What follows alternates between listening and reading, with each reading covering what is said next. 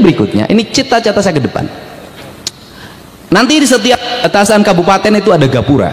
Gapura ini bukan hanya aksesoris karena kita mencintai leluhur, itu tahap pertama. Tahap keduanya adalah gapura itu pengamanan Pak Sekda. Pengamanannya bagaimana? Di pinggir kanan gapura nanti disimpin pagar digital Pak, ke samping, kalau memang mungkin ke bawah, ya kan? Bagaimana? Dan itu dikendalikan dalam satu sistem di mana nanti CCTV terkendali. Kalau ada kejahatan, mobil lari, itu tinggal dipijit knop set, dia nutup sendiri. Dan saya nanti akan buat di setiap perbatasan kabupaten. Setelah itu setiap perbatasan kecamatan, maka Jawa Barat itu akan menjadi kabupaten yang bebas kejahatan, taruhan saya. Kenapa? Dengan sistem yang baik, pengawasan yang ketat, kemudian teknologi yang tinggi, nggak akan ada orang yang berani jahat. Tahu? Maling tidak pernah datang pada tempat yang terjaga. Maling selalu datang pada tempat yang terlena. Setiap bahasa, saya selalu bahasa lihat di Polres itu sidik sakti indra waspada. Ini penting, itu harus bisa mengendalikan itu. Jadi, Assalamualaikum warahmatullahi wabarakatuh.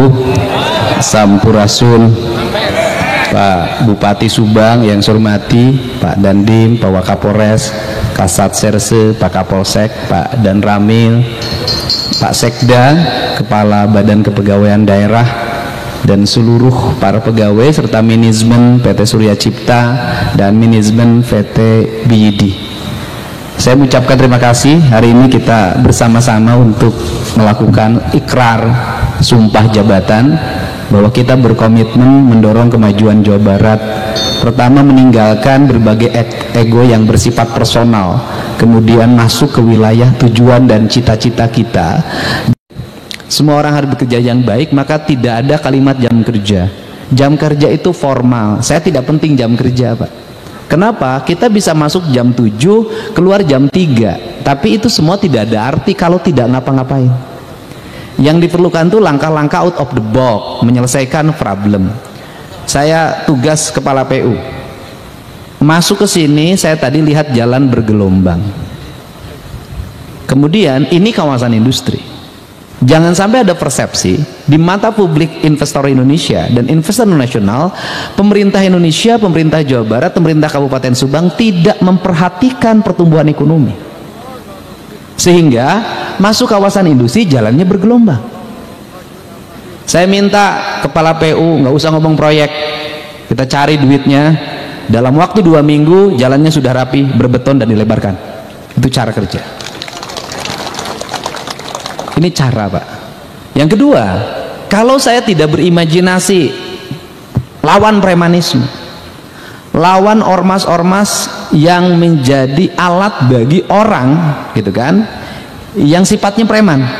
Bukan ormas dilawan, tidak, ormas baik juga banyak, tapi ormas yang sifatnya preman, ya, sifat preman ini ya harus dilawan, jangan dibiarkan.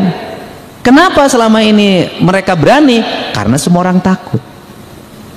Kenapa semua orang takut? Nggak tahu. Takutnya kenapa? Kata orang Sunda, tong ingis kubisi, tong rempan kusugan. Dari dulu orang takut sama kunti, dari dulu orang takut sama genderuwo, dari dulu orang takut sama kelong wewe. Pertanyaannya adalah, ada nggak orang yang mati dimakan kunti? Kan nggak ada. Nah, ketika pemerintah mengambil tindakan, ketika pemerintah memutuskan, ternyata nggak ada tuh, bisa selesai, rapi, tertata, beres. Nah, ini diperlukan cara tindak out of the box untuk melakukan tindakan dan mengambil resiko dari sebuah tindakan. Maka saya memilih menjadi pemimpin yang mengambil resiko terhadap setiap tindakan. Nah, karena mengambil resiko, konsekuensinya dalam pikiran kita hanya satu, mengabdi, titik. Nggak udah lagi ada yang berpikir yang lain, sudah mau apa lagi. Nah, karena itu maka dari sekarang, saya tadi ngomong kepala Satpol PP, saya bilang gini, saya nggak mau lagi ada pegawai numpuk. Saya itu paling nggak suka lihat pegawai datang gubernur penuh. Ngapain? Artinya kalau setiap pemimpin datang di situ penuh dengan pegawai, itu cermin pegawai nggak ada gawainya. Harusnya apa? Nggak usah penuh, orang sudah ada jobnya masing-masing. Itu saking nggak ada job. Nah, kenapa saya kalau melakukan tindakan pembongkaran dan sejenisnya nggak mau ngelibatin banyak orang? Karena terlalu banyak orang yang ngumpul dibanding orang kerja. Bongkar bangunan ASN penuh, tapi nu nggak bongkar mah Satpol PP. Satpol PP nanti mau palu-palu aja. Kan ini mindset, saya sudah membangun mindset dari dulu. Oh, kalau pergi ke sini harus bawa palu, harus bawa gergaji, harus bawa. Ini yang dibutuhkan. Nah, jadi kita bergerak itu berdasarkan kebutuhan. Nah, sekarang tahap pertama kita adalah premanisme di kawasan industri sudah clean, sudah bersih. Tahap kedua adalah infrastruktur. Tahap ketiga adalah pegawai negeri, pejabat negara, siapapun dia, tidak boleh menjadikan industri menjadi objek untuk cari duit, tapi dia harus didorong untuk berjalan dengan cepat, berproduksi dengan cepat, melahirkan orang untuk bekerja. Kenapa? Karena pemerintah tidak bisa nyiapin lapangan kerja dalam jumlah banyak. ASN ada batasannya, P3K ada batasannya, dan kemudian negara juga ada batasannya. Karena keuangan kalau disedot oleh pegawai terus, kapan membangunnya? Maka yang berikutnya adalah mendorong lapangan kerja. Di mendorong lapangan kerja ini, maka tugas negara satu, mempermudah regulasi, jangan dipersulit. Perizinan harus cepat. Bila perlu orang nggak ada konsultan, siapin konsultannya oleh pemerintah. Itu caranya. Nah, kemudian rapat-rapat harus diperpendek, harus dipercepat. Lahir keputusan harus cepat. Gubernurnya, bupatinya harus secara teknis detail, ngerti masalah, bagaimana mengurai masalah dan bagaimana menyelesaikan masalah. Setelah itu berikan jaminan untuk memberikan jaminan pada investor, kamu jalan, set jawab, kamu jalan, set tanggung jawab. Selesai, Pak. Saya udah nggak tahu berapa pabrik di Jawa Barat hari ini bisa berjalan dengan kalimat saya, kamu jalan, set tanggung jawab. Jalan, Pak. Pusingnya industri oleh siapa? Datang kelompok orang, 10 orang, ngajukan audiensi, ini masalahnya ini, lama. Besoknya datang lagi, audiensi lagi, ini lagi masalahnya, lama. Masalahnya tidak selesai, audiensinya menghabiskan masa orang untuk waktunya untuk bekerja. Karena di Indonesia ini problemnya satu, bekerja itu mudah di Indonesia itu, yang susah itu adalah menanggapin orang yang mengomentari orang kerja. Itu Indonesia. Untuk itu harus jalan. Dan yang berikutnya saya ucapkan terima kasih pada Pak Dandim, Pak Dan Ramil dan seluruh jajaran yang berikan supporting terhadap perjalanan industri ini. Dan saya juga mengucapkan terima kasih pada jajaran Polres Subang, Pak Waka, Pak Kasat Serse yang melakukan tindakan-tindakan cepat dalam menangani aksi premanisme. Kalau di tempat lain hanya ditahan kemudian pulang lagi, di sini P21, artinya bukti premanismenya bisa diuji di pengadilan. Tepuk tangan dong, ini keren. Kenapa? Saya udah ngomong tadi ke teman-teman Kemenko Polkam, saya bilang kalau tidak berproses P21 maka dilepas lagi, berarti premanisme bukan pidana. Ini catatan penting. Loh, kalau bukan pidana ngapain ditangkap? Ditangkap ini berarti ada unsur pidana. Nah, tetapi pemerintah harus memikirkannya apa?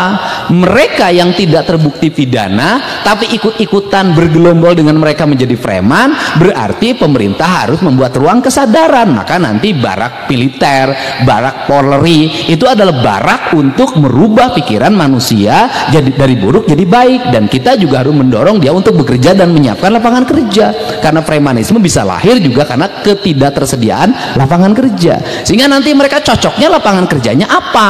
Kalau misalnya gagah, orangnya pemberani, nekat, ya jadi security.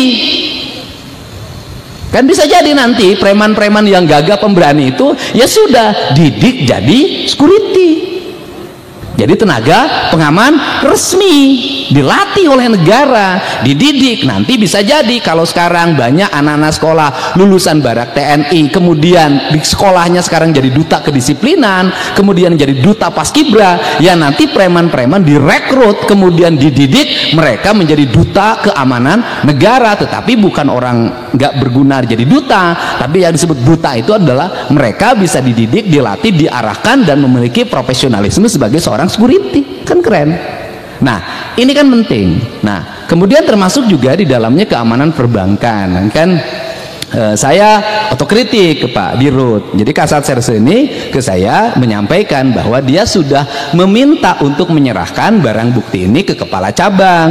Tapi kepala cabangnya menjawabnya harus ke legal, harus ke sini. Kebetulan ngeluhnya ke saya. Karena ngeluhnya ke saya, ya sudah serahin aja sekalian. Nah, maksudnya saya bahwa dalam dunia manajemen kepala cabang yang seperti ini nggak boleh dipakai. Kenapa? Nggak punya inisiatif. nggak berani ngambil resiko. Karena pemimpin itu kalau ingin besar dia harus ngambil resiko. Sehingga saya jujur aja, hari ini nggak boleh ketemu saya, nggak boleh datang. Saya bilang kenapa? Jangan datang ketika masalahnya sudah selesai, tinggal ada panggungnya, tampil paling duluan. Tapi ketika ada masalah sembunyi. Saya nggak suka orang seperti itu. Nah, jadi orang tuh harus berani ngambil resiko. Terakhir, ini jajaran P dan Dinas Perhubungan. Dinas Perhubungan. Pertama, UPT gitu kan, kalau terlalu luas diperbanyak. Kalau terlalu luas, kan sekarang ada 6 UPT, kalau terlalu luas diperbanyak. Tetapi menurut saya manajemen itu harus sedikit. Yang kedua, di setiap UPT itu nanti ada satu mobil yang khusus menangani PJU. Oke, satu. Dua, mobil yang PJU ini juga harus bisa menangani kerusakan CCTV. Yang kedua, mobil yang khusus mengurus persoalan kebersihan. Bagaimana ketersediaan mesin potong rumput, bagaimana ketersediaan mesin untuk mobil naik ke atas, benerin spanduk yang sobek, cabut spanduk yang sudah tidak layak lagi, potong tiang-tiang billboard segala macam yang tidak berizin dan merusak estetika jalan. Ini. Yang ketiga, harus punya divisi perbaikan. Rekrut tenaga outsourcing itu tukang tembok, tukang ngaduk. Caranya bagaimana? Caranya di PU bikin anggaran semen, anggaran pasir. Jadi drainase yang batunya lepas, jangan nunggu proyek berikut. Lakukan perbaikan sejak sekarang. Karena saya keliling kemanapun, saya tidak menemukan drainase jalan provinsi yang mulus. Semuanya tidak berfungsi, semuanya pada copot, semuanya tidak terawat. Tiang-tiang baligo yang dendek saya nanjak ke arah dari Subang ke arah Lembang itu tiang papan reklame dari Jasara Harja itu begini. Papan petunjuk yang arah Ciater kanan kirinya nggak jelas. Indonesia ini negerinya berantakan banget, Jawa Barat ini. Nah, untuk itu saya nggak mau lagi ke depan begitu. Kepala PU nanti harus keliling, motivasi kepala UPT-nya. Di setiap UPT nanti ada tenaga kebersihan yang setiap hari monitoring jalan yang kotor, rumput yang tinggi. Yang kedua, setiap hari dia melakukan perbaikan terhadap yang rusak, tembok yang copot. Yang ketiga, melakukan perbaikan terhadap jalan yang bolong. Nggak usah nunggu lagi nanti turun anggaran pemeliharaan. Selama ada, perbaiki sekarang. Kenapa? Karena rata-rata pemeliharaan jalan turunnya adalah bulan November, kemudian bulan Oktober pada saat hujan deras. Saya sering menemukan kasus di Provinsi Jawa Barat sebelum jadi gubernur adalah melakukan perbaikan jalan, penambalan jalan dengan hotmix pas hujan deras. Nanti nggak boleh. Saya detil, Pak. Nah, yang berikutnya adalah di setiap UPT ada satu mobil ambulan. Untuk apa? Menolong orang yang korban kecelakaan plus tenaga medisnya. Yang keempat, di setiap UPT, di setiap sekian kilometer jalan provinsi harus ada mobil derek. Kemacetan timbul tuh mobil mogok, sudah jalannya curam, mobilnya tua, muatannya besar, timbul kemacetan. Selama kemacetan itu ada berapa orang yang mengalami stres? Kenapa? Keterlambatan. Selama kemacetan itu ada berapa mobil yang menghabiskan bahan bakar? Saya nggak mau begitu. Jadi nanti ada patroli pengendali jalan. Buat apa kita setiap hari ada patroli pengendali jalan? Di situ setiap UPT ada unit yang memonitor seluruh jalan, pergerakan mobil terlihat, di mana problemnya, di mana macetnya, maka unit reaksi cepat itu turun datang. Kecelakaan turun ambulan, mobil mogok turun lagi mobil derek. Mobil dereknya jangan bayar, sudah kita tanggung saja. Kenapa? Ingat, supir